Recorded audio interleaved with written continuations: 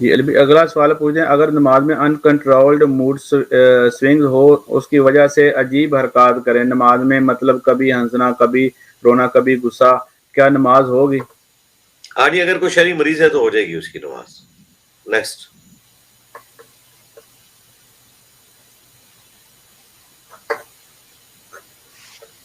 جی علی بھائی اگلا سوال ہے کہ اگر کسی کو کوئی لا علاج بیماری لگ جائے تو کیا اس کا مطلب یہ ہے کہ اب اس کا اینڈ ہو گیا ہے، یا پھر وہ صرف دعا کرنے سے صحت یاب ہو سکتا ہے؟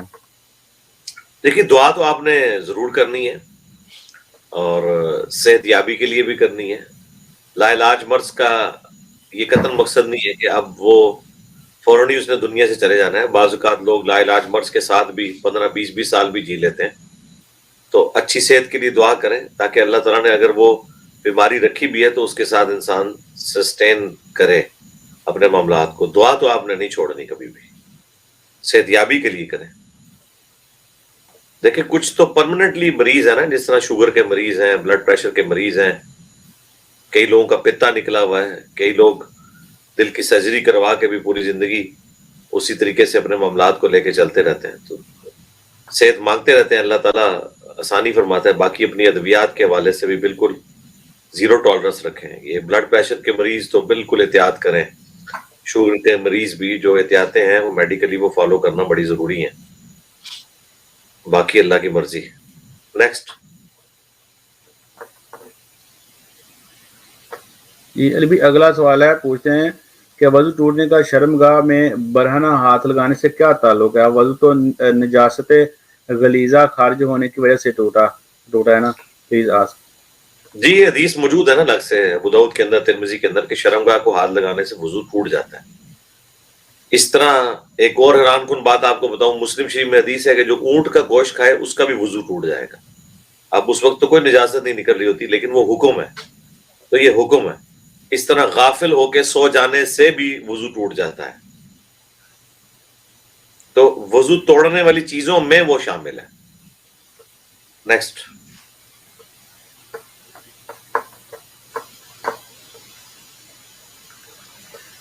یہ بھی اگلا سوال ہے، پوچھتے ہیں السلام علیکم ورحمۃ اللہ وبرکاتہ. میں سوال ہے کہ میں نے پلگنگ 4 سال سے نہیں کی، میں آپ کو فالو کرتی ہوں، آپ کے میں پارلر کا کام کرتی ہوں، آپ کے میں پارلر کا کام کرتی ہوں اور لڑکیاں کروا دی ہیں، تو مجھ پر کوئی گناہ تو نہیں ہوگا اگر ان کی کروں؟ نہیں، پلگنگ آپ خود نہ کریں نا، اپنے نہیں کر رہی ہیں تو کسی کی کیوں کرنی ہے؟ کئی ایسے باربرز ہیں جنہوں نے لکھ کے لگایا ہوتا ہے کہ ہم یہاں پہ شیو نہیں کرتے، باقی کام کرتے ہیں. اللہ تعالیٰ رزق دینے والا ہے، یہ کام آپ نہ کریں، باقی اپنے معاملات کو لے کے چلیں. اور دوسرا، مجھے نہیں فالو کرنا آپ یہ لکھا کریں ہم آپ کے اسٹوڈنٹ ہیں. فالو آپ نے اس کو کرنا ہے جس کی قبر مدینے میں صلی اللہ علیہ وآلہ وسلم. جی نیکسٹ. یہ بھی اگلا سوال ہے، کیا رسول اللہ صلی اللہ علیہ وسلم نے فرمایا تھا کہ بلائیاں اور حاجتیں خوبصورت چہرے والوں یعنی اولیاء اللہ سے مانگو؟ المعجم الکبیر میں ایسی کوئی حدیث موجود ہے؟ اس کی وضاحت فرما دیں. جی کوئی ایسی حدیثیں نہیں ہے، یہ بالکل جھوٹ ہے. باقی یہ حدیث بخاری مسلم میں ہے کہ دنیا میں ایسے لوگ ہیں جن کی وجہ سے اللہ تعالیٰ رزق دیتا ہے لوگوں کو، یعنی نیک بندوں کی وجہ سے دنیا قائم ہے. ان نیک بندوں سے مراد یہ درباروں میں پڑے ہوئے لوگ نہیں ہیں جو اپنی عبادت کرواتے ہیں یا اپنے آپ کو سجدے کرواتے ہیں یا آپ کا مال بٹورتے رہتے ہیں پوری زندگی، چندوں پہ پلتے ہیں. ان نیک لوگوں سے مراد وہ اللہ کے درویش لوگ ہیں جنہوں نے اپنی زندگی اللہ اور اس کے محبوب صلی اللہ علیہ وآلہ وسلم کی اطاعت میں گزاری ہے، دین کی خدمت میں گزاری ہے. اس کا فیصلہ تو قیامت کے دن ہوگا. اور ان لوگوں کے بارے میں تو بخاری مسلم میں ہے کہ اگر یہ اللہ تعالیٰ پہ کسی بات کی قسم ڈال دیں تو اللہ تعالیٰ ان کی دعا بھی قبول کرتا ہے. مسلم شریف میں حدیث ہے جب تک دنیا میں ایک بھی اللہ کا ذکر کرنے والا موجود ہے تو دنیا میں قیامت قائم نہیں ہوگی. وہ ایک مومن بھی اللہ تعالیٰ کو اتنا پسند ہے. ان مومنین سے مراد وہ ہے جو موحدین ہیں، جو مشرک ہیں، شرک کرنے والے ہیں، باپوں کے پجاری ہیں، قبروں کے پجاری ہیں، بتوں کے آگے جھکنے والے ہیں، وہ تو مومنین نہیں ہے نا ظاہر ہے. وہ تو مومنین وہ ہے جو ایک اللہ کے ماننے والے ہیں. جی نیکسٹ. یہ بھی اگلا سوال ہے، ایسی رنگ جو ہم ہر وقت پہنتے ہیں جو ایکسپینسو ہوتی ہیں، کیا باہر نکلتے وقت ان کو اتارنا ہوگا؟ میں شرعی پردہ کرتی ہوں، مجھے اس کے بارے میں کنفیوژن ہے.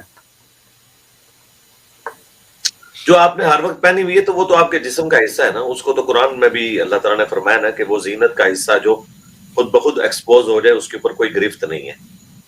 تو جس طرح کے ہاتھ ہیں یا پاؤں ہیں، یا ہاتھوں میں لگی ہوئی مہندی ہے، اور اس طریقے سے یہ رنگ وغیرہ یوز کرنا، ویسے بہتر ہی ہے کہ اتار ہی لیا کریں. اس کی وجہ یہ ہے کہ آج کل چوری چکاری والا معاملہ بھی بہت زیادہ ہے. ایک رنگ بھی مطلب آلموسٹ اچھی کوالٹی کی اگر ہوگی تو وہ 25-30 ہزار روپے کی بنتی ہے. تو بہتر یہ کہ آرٹیفیشل جیولری استعمال کریں، اور اگر کوئی ایسا خطرہ نہیں ہے تو آپ ضرور پہنیں، کوئی مسئلہ نہیں. نیکسٹ. جی علی بھائی اگلا سوال ہے، پوچھا السلام علیکم بھائی، قرآن کو عورت مخصوص ایام میں نہیں پڑھ سکتی تو کیا صبح شام اذکار کر سکتی ہے؟ کیونکہ بعض وقت قرآن کی آیت سورہ بقرہ کی آیت ہے اور کل ہوتے ہیں، اس میں رہنمائی فرما دیجیے. دیکھیں، جو صبح شام کے اذکار ہیں وہ تو آپ کریں، اور دعائیں جتنی آئی ہیں قرآن کی وہ بھی آپ دعا کی نیت سے تو کر سکتے ہیں. البتہ جو قرآنی صورتیں ہیں ان کے بارے میں اختلاف ہے. بعض کا موقف یہ ہے کہ قرآنی صورتیں جو ہے دعاؤں کے طور پہ، اذکار کے طور پر، نہ کہ قرآن کے طور پر، اگر کوئی کرتا ہے تو اس کے اوپر شرعی گرفت نہیں ہے. لیکن دوسرے لوگ کہتے ہیں چونکہ ان کے معاملات جڑے ہوئے ہیں قرآن کے ساتھ، اس لیے بہتر ہے کہ وہ اذکار نہ کیا کریں. ایک تیسرا آپشن بھی لوگ دیتے ہیں، جیسے سورہ اخلاص اور اس طریقے سے سورۃ الفلق، سورۃ الناس کو آپ دعاؤں کی نیت سے پڑھ لیں، اور اس میں قل کا لفظ نہ یوز کریں. اعوذ برب الفلق، میں پناہ مانگتا ہوں اس ہستی کی جو کہ آسمان کا رب ہے، یوں کر کے. تو مختلف اقوال پائے جاتے ہیں. پر صبح شام کے جو اذکار ہیں اس میں خالی یہ قرآنی صورتیں تو نہیں آتی، باقی دعائیں بھی تو آتی ہیں نا، وہ آپ کریں. قرآنی صورتوں والا پورشن بے شک آپ چھوڑ دیں. نیکسٹ. جی علی بھائی اگلا سوال ہے، المعجم الاوسط حدیث نمبر 6495، حرام لقمہ کھا لو تو 40 دن تک کوئی عمل قبول نہیں ہوتا. حدیث کی وضاحت کر دیں علی بھائی، کیا نماز روزہ اور دعا ہماری اللہ قبول نہیں کرے گا؟ دیکھیں، یہ جو حدیث ہے نا، اس کی مجھے صحت کا نہیں پتا، البتہ بخاری مسلم میں بھی رزق حرام کے حوالے سے تو احادیث موجود ہیں. تو حرام لقمہ کھا لیا ہے اور اس کے بعد اگر توبہ نہیں کی ہے پھر اس کے اوپر اپلائی ہوگا. اگر توبہ کر لی ہے تو توبہ کرتے ہی اس وقت سب کچھ معاف ہو جائے گا. نیکسٹ. علی بھائی اگلا سوال ہے، پوچھتے ہیں آپ نے سگریٹ کو اس لیے حرام کہا کہ کیونکہ وہ موت کی طرف لے کے جاتا ہے، تو شوگر اور آئل بھی سلو پوائزن ہے تو وہ بھی حرام ہوں گے؟ نہیں، وہ حرام نہیں ہے. نمک ہو گیا، شوگر ہو گیا، آئل ہو گیا، یہ ہماری بیسک نیڈز ہیں اور یہ چیزیں حلال ہیں. ان کو کوئی حرام کہنے والا پیدا نہیں ہوا. انہیں حرام کیسے کہہ دیا جائے؟ کیونکہ یہ ہماری ضرورت کی چیزیں ہیں. اللہ تعالیٰ نے ہمارے جسم کو ان کے ساتھ کمپیٹیبل بنایا ہے. یہ ہماری خوراک ہے. سگریٹ ہماری خوراک نہیں ہے نا، نہ تو بیسک نیڈ ہے نہ خوراک ہے، الٹا وہ سراپا نقصان ہی ہے. اس وجہ سے سگریٹ کا معاملہ بالکل الگ ہے. البتہ اگر کوئی شوگر کا مریض ہے اور ایکسیسو چینی استعمال کرتا ہے، یا بلڈ پریشر کا مریض ہے اور جان بوجھ کے زیادہ نمک استعمال کرتا ہے، تو بالکل اس کے لیے تو سلو پوائزننگ ہے. نیکسٹ. جی علی بھائی اگلا سوال پوچھتے ہیں، بھائی میری آپی کی عمر 40 پلس ہے اور انہوں نے کبھی روزہ نہیں چھوڑا، لیکن اب ان کی سر درد سے شدت سے ہوتی ہے اور دن رات میڈیسن کھاتی ہیں، تو رمضان میں اگر وہ روزے نہ رکھیں تو؟ ٹھیک ہے، روزے کو چھوڑ دیں. اگر پرماننٹلی ان کے ساتھ یہ چیز اٹیچ ہوگی ہے، میرا خیال ہے ان کے ساتھ مائگرین والا ایشو ہوگا، درد شقیقہ والا، تو وہ اگر دوائی کے بغیر اس طریقے سے نہیں اپنے معاملات کو آگے لے کے چل سکتی، تو ٹھیک ہے، وہ ایک روزے کے بدلے ایک مسکین کو کھانا کھلا دیں ایک وقت کا، تو ان کے روزے کا کفارہ ادا ہو جائے گا. نیکسٹ. یہ بھی اگلا سوال ہے، پوچھ رہے ہیں انسٹالمنٹ پہ گھر لے رہے ہیں، پرنسپل اور انٹرسٹ اماؤنٹ فکس ہے پر منتھ، تو لیا جا سکتا ہے؟ اگر اسلامک بینک کے تھرو ہے پھر درست ہے، اس کے علاوہ کسی سے بھی درست نہیں ہے. باقی تفصیلات کے لیے اسلامک بینکنگ والی میری ویڈیو دیکھ لیں. جی نیکسٹ. یہ بھی اگلا سوال ہے، پوچھتی ہیں السلام علیکم بھائی، کیا کوئی دل میں بنا کسی کو بتائے کسی کام کے نہ کرنے کی قسم کھائے تو کیا قسم منعقد ہو جاتی ہے، یا قسم کے منعقد ہونے کے لیے علانیہ قسم ضروری ہے؟ صرف دل میں پختہ ارادے سے قسم نہیں ہوتی؟ نہیں، وہ دل میں پختہ ارادے سے کوئی قسم نہیں ہوتی ہے.